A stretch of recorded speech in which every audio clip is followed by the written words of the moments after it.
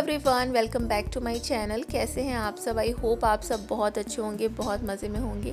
तो यहाँ पर है मॉर्निंग का टाइम और मॉर्निंग में बहुत ही अच्छा लग रहा था बाहर। हालांकि ठंड काफ़ी बढ़ गई है और वेदर काफ़ी क्लाउडी है। बीच बीच में रुक रुक के बारिश होती ही रहती है कंटिन्यूसली। तो बस मॉर्निंग का टाइम था, मैंने कहा बाहर निकल के देखती हूँ। तो मुझे बहुत ही प्यारी लग रही थी, स्काई ब्लू ब्लू सी लग रही थी पूरी। तो मैंने कहा थोड़ा सा कैप्चर कर लेती हूँ। पर पता है यहाँ पर टेम्परेचर ना इस टाइम पे 13-14 रह रहा है और यहाँ के लोगों के हिसाब से ठंड नहीं है। हालांकि यहाँ के लोग पूरा प्रिकॉशनरी तरीके से जैकेट वगैरह सब पहन के रखते हैं, बहुत अच्छे से रहते हैं ताकि उन्हें ठंड ना लगे। बट उनके हिसाब से ये इतनी ठंड नहीं है क्योंकि उन्होंने काफ़ी एक्सट्रीम लेवल की ठंड देखी हुई है। तो यहाँ पर मैं अभ्युदय के लिए ब्रेकफास्ट में बना रही हूँ इडली, क्योंकि मैंने रात में ही बना के रख ली थी। ये रवा इडली है, बस मैं उसे थोड़ा सा फ्राई कर रही हूँ। उसे फ्राइड इडली बहुत पसंद है। तो मैंने अभ्युदय को लंच में ना कुछ दे देती हूँ, जैसे कभी पास्ता दे दिया, कभी इडली दे दी, कभी उसको चीज़ पराठा दे दिया या फिर कभी पराठे का रोल बना के दे दिया। इसलिए क्योंकि स्कूल में कई बार उसे खाना पसंद नहीं आता है, तो कई बार वो नहीं आता है पसंद, तो उसकी वजह से वो खा नहीं पाता है ढंग से लंच टाइम पे। तो मैं उसको अक्सर कुछ ना कुछ ऑप्शन में देती हूँ। अगर उसे स्कूल का खाना अच्छा लगा तो फिर वो वहीं पर खा लेता है, वो लंच वापस ले आता है। और अगर नहीं अच्छा लगा तो उसके पास एक ऑप्शन में रहता है, क्योंकि काफ़ी लंबा टाइम रहता है स्कूल में भी। तो उसकी टीचर ने भी यही कहा कि नहीं, आप इसी तरीके से कीजिए। तो मैं उसे 2 बॉक्सेस देती हूँ, एक लंच का और एक स्नैक्स का। स्नैक्स का तो वो रोज़ ही खाता है स्नैक्स टाइम में, बट लंच बॉक्स वो तभी यूज़ करता है जबकि उसे स्कूल का खाना पसंद नहीं आता है। अब यहाँ पर मैं बहुत क्विक सी सब्ज़ी बना रही हूँ। कई बार क्या होता है ना, मैं घर पे सब्जियाँ नहीं होती हैं और फिर मन नहीं करता है आलू खाने का। तो यहाँ पर मैं प्याज मटर टमाटर की सब्ज़ी बना रही हूँ। तो सेम कढ़ाई मैंने यूज़ की इडली वाली, ये उसमें राई डाली है, करी लीव्स डाले हैं, हल्दी डाली है, फिर प्याज डाल के हमें 4 मिनट करीब उसको रोस्ट कर लेना है, जब तक कि वो ट्रांसल्यूसेंट ना हो जाए। इसके बाद आप टोमेटो चॉप करके डाल दीजिए, थोड़ा सा पकने दीजिए। मेरे पास टोमेटो प्यूरी है तो मैंने उसे डाल दिया, और आप टमाटर पीस के भी डाल सकते हैं और उससे थोड़ा सा थिकनेस बढ़ जाती है। और इसके बाद मैंने फ्रोज़न मटर थे मेरे पास, उनको मैंने अच्छे से वॉश कर लिया है और इसके बाद डाल दिया है। तो ये सब्ज़ी ना बहुत अच्छी सी लगती है, चटनी टाइप की होती है ना ये सब्ज़ी, मुझे बड़ी पसंद आती है। और ये कभी कभी तो अच्छी लगती है, लाइक कि कभी कभी आप इसको रिप्लेस कर सकते हैं आलू की सब्ज़ी से। और मेरे पास ना आज कोई सब्ज़ी थी नहीं एक्चुअली, और मेरा आज मन भी नहीं था कि मैं छोला वगैरह बनाऊँ, और मैंने ऑलरेडी दाल बनाई हुई थी, तो दाल के साथ थोड़ी सी सब्ज़ी चाहिए ही होती है। तो मैंने कहा यही सही रहेगी। तो यहाँ पर मेरे पराठे भी साथ में बन रहे हैं हस्बैंड के लंच बॉक्स में पैक करने के लिए। और यहाँ पर देखिए सब्ज़ी मैंने ढक के रख दी थी, तो ये पक गई है। तो बस मैंने नमक और थोड़ा सा गरम मसाला ही डाला है। अगेन मैंने कढ़ाई को, उसी वाली सेम कढ़ाई को धुल लिया है और इसमें थोड़ा सा मैंने तेल डाला है, थोड़ा सी प्याज डाली है, मटर डाली है, और फिर से मैं थोड़े से टमाटर डालूँगी। तो ये चॉपिंग मैंने ना साथ में ही कर ली थी, अनियन की और टमाटोज़ की। और नमक डालने के बाद यहाँ पर मैंने ओट्स डाल दिए हैं। तो ये ब्रेकफास्ट में बन रहा है मेरे हस्बैंड के लिए। तो यार क्या होता है ना, कई बार हमें बहुत सारा खाना नहीं बनाना होता है ना। सुबह के टाइम पे क्या होता है ना, लंच में थोड़ा थोड़ा ही बनता है सब कुछ। अभिषेक ले जाते हैं ऑफिस में टिफ़िन, तो इतना ज़्यादा नहीं होता है। तो मुझे ना बड़े बड़े जो पैन है ना मेरे पास, वो यूज़ करने का मन नहीं करता है।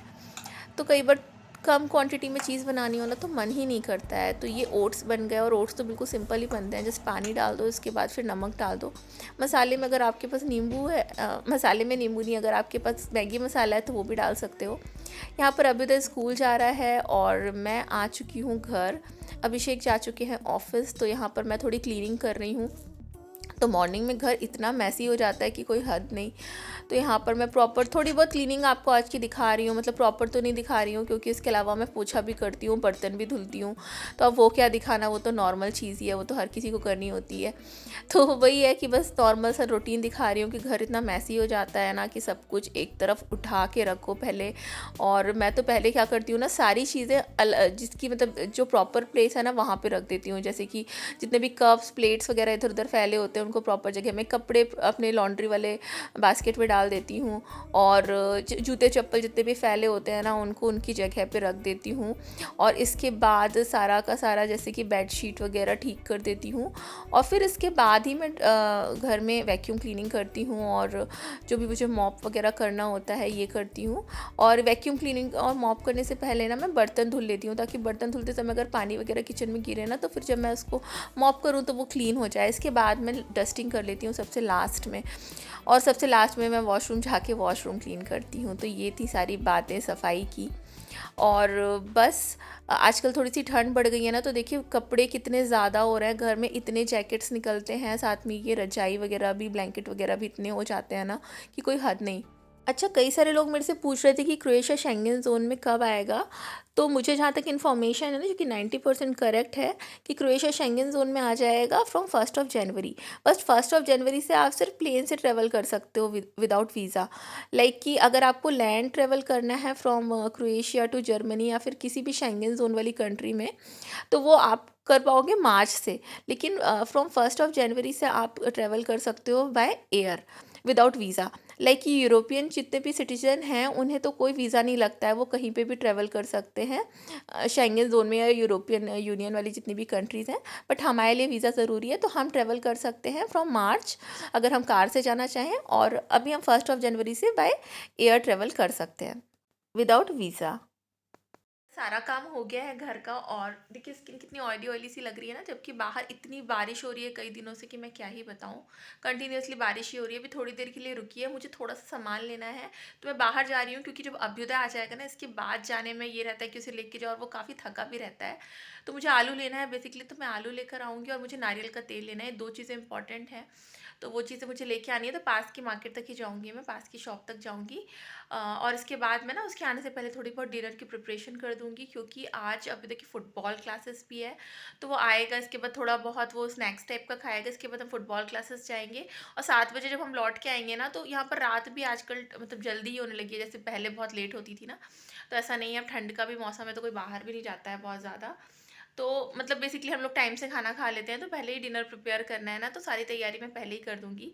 तो बस अभी जाती हूँ, मैं थोड़ा बहुत सामान लेकर आती हूँ, आपको भी अपने साथ लेके चलती हूँ थोड़ी सी सैर पे। तो अब मैं निकल चुकी हूँ पास वाली शॉप के लिए, जो कि मेरे घर के बिल्कुल पास में ही है ना। तो ये वाली शॉप बेसिकली इसका नाम डिसेंटिया है, और इसमें ना बहुत सही मिल जाता है रेट में सामान। तो कई बार छोटी मोटी चीज़ें चाहिए होती है ना, उसके लिए फिर बहुत दूर नहीं जाती हूँ मैं, यहीं से ले आती हूँ। तो यहाँ पर मैंने आलू ले लिए। आलू मैंने 1.5 किलो करीब ले लिए थे। और यहाँ पर मुझे कोकोनट ऑयल चाहिए था ना, तो कोकोनट ऑयल तो ठंड में तो चाहिए ही होता है, और हमारे पास जो था ना वो ख़त्म हो गया था। तो ये मैंने ले लिया, ये एक्स्ट्रा वर्जिन कोकोनट ऑयल था, और ये 35.99 कुनास का था। सही था, मतलब अभी मैं लेकर आई और मैंने यूज़ भी किया ना, तो मुझे तो ये सही लग रहा है, और एक्स्ट्रा वर्जिन स्किन के लिए और बालों के लिए बहुत सही होता है। तो जस्ट वैसे तो मेरे पास ऑप्शन सिर्फ एक ही था ऑयल का यहाँ पर। अच्छा, मैंने वहाँ से ब्रेड लाई, आलू लाए, केला लाया, और ये कोकोनट ऑयल लाया। और जब मैं अभिदा को स्कूल लेने गई ना इसके बाद, तो मैंने देखा कि अभिदा पीछे से आके मुझे पकड़ा, और उसके पापा आ चुके थे। मतलब उसके पापा ने पहले ही उसको मैम के पास से ले लिया था 5 मिनट्स पहले ही। तो बहुत बड़ा सा सरप्राइज़ हो गया। तो फिर बस आने के बाद मैंने चाय चढ़ाई, और हम तीनों ने बैठ के चाय वगैरह ली। अभिदा ने दूध लिया, और यहाँ पर रात के खाने की तैयारी चल रही है, क्योंकि मुझे अभ्युदय को लेके जाना है फुटबॉल क्लासेस। तो यहाँ पर मैं बना रही हूँ दम आलू। तो आलू को मैं डीप फ्राई नहीं करती हूँ, जस्ट पैन में, क्योंकि ये पैन नॉन स्टिक है, तो इसमें मैंने ऑयल डाला। और ऑयल डालने के बाद जो छोटे छोटे बेबी पोटैटोज़ थे ना, मैंने स्पेशली लाए थे इसी के लिए, उसको मैंने हल्का सा बॉयल कर लिया था। और बॉयल करने के बाद तेल में हल्का सा मैंने हल्दी डालने के बाद उसको रोस्ट कर लिया था, तो बहुत अच्छे सा गोल्डन ब्राउन सा कलर आ गया था उनमें। और इसके बाद फिर मैंने सिंपल तरीके से उसी तेल में सारे मसाले वगैरह डाल के मैंने सब्ज़ी बना दी थी। तो ये सब्ज़ी बन के हो गई है मेरी रेडी। और बस इसके बाद मैं अपने बेटे को लेके चली गई थी फुटबॉल क्लास। तो क्योंकि बीच में बारिश रुकी हुई थी, तो फुटबॉल मैच मतलब की प्रैक्टिस थी आज, तो बच्चे खेल रहे थे, और यहाँ पर हम लोग बैठ के ना देखते हैं बच्चों को। और यहाँ पर मैं अभी तक का नेक्स्ट डे का लंच बॉक्स पैक कर रही थी। तो ये जूस है, वेफर्स हैं, और वो आलू पेटीज़ है। तो मैंने सोचा मैं आपके साथ तो ये था मेरा आज का व्लॉग। अगर पसंद आया हो तो मेक श्योर कि लाइक, शेयर और सब्सक्राइब ज़रूर कीजिए। फिर मिलती हूँ आपको अपने नेक्स्ट व्लॉग में, तब तक के लिए बाय बाय।